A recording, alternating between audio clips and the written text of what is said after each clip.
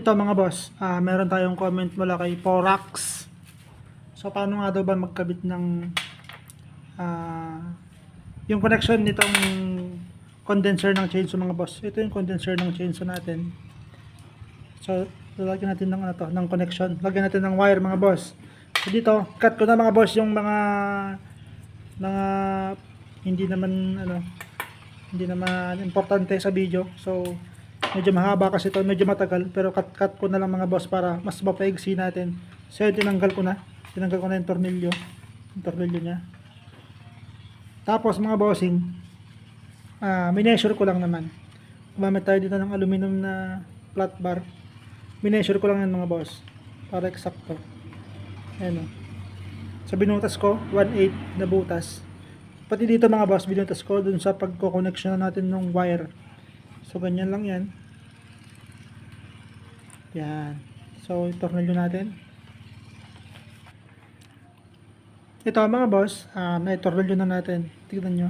So yung sa paghigpit naman mga boss, wag naman masyadong mahigpit. Yung eksakto lang para hindi malustren. Yan o. Okay. So ito na yung isang connection niya mga boss. Dito natin i-connect.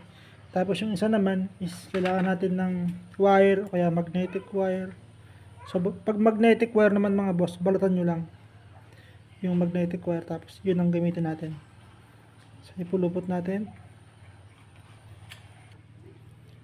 Ito na mga boss, nalagyan na natin ng wire. So pinag-ekis ko lang para pati sa loob may contact sa mga boss. Ito na mga bossing yung connection nya. Ito na yung connection nya. Ito yung isa, tapos ito naman yung isa. Ganun lang mga boss, wala naman ng special dito. Basta ganun lang.